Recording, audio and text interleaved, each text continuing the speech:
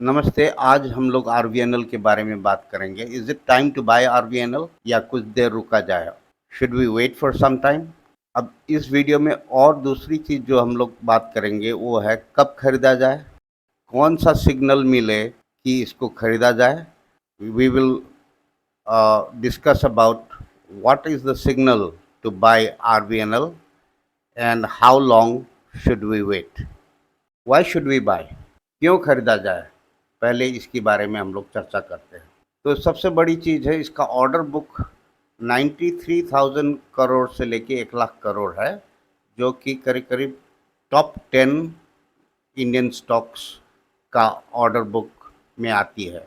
It is among the top 10 companies which has such a big order book of 93,000 crores to 1 lakh crores. The second reason to buy is RVNL net debt equity is 0.43. RVNL का जो डेप्ट to equity ratio है वो 0.43 है, यानी कि 0.5 से कम है और इसको अच्छा माना जाता है। ये दूसरी कारण है इस शेयर को खरीदने के लिए।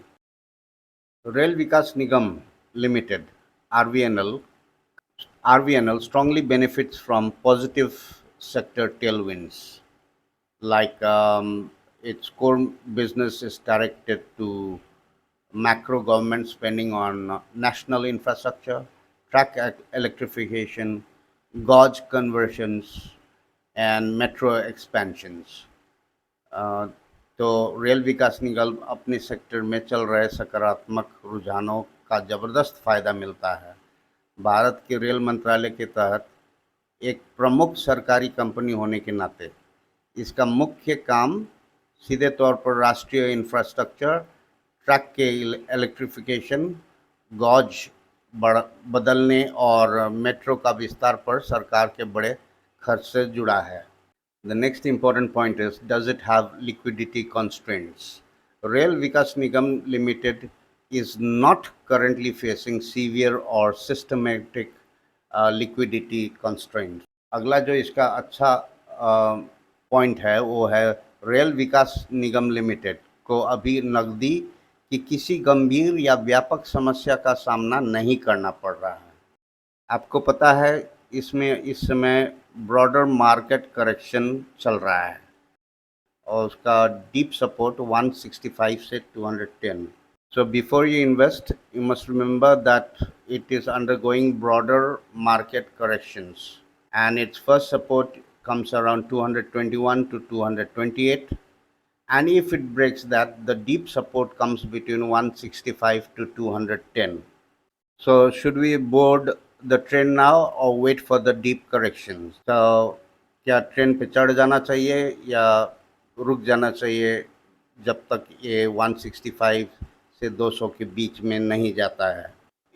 If we look at the chart now, it is somewhere between 221 to 228. इस समय इसी के बीच चल रहा है।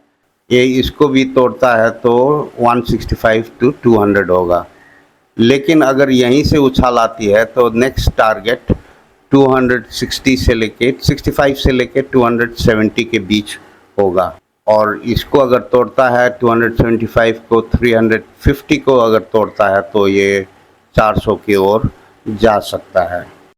What is the analyst consensus on the target?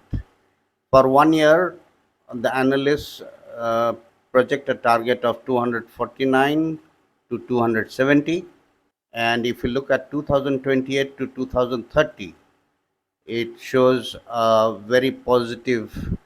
Analysts have given very positive signal. They say it can go up to 875 to 1400.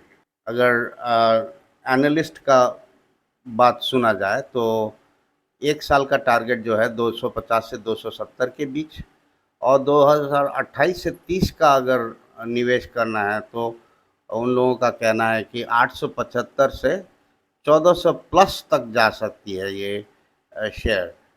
तो आपको क्या लगता है, ये शेयर खरीदना चाहिए या अभी रुकना चाहिए? अब आपकी जो राय है कृपया कमेंट बॉक्स में दीजिए। Please comment in the comment box suggesting what is your opinion on this. Please like and subscribe. Thank you very much.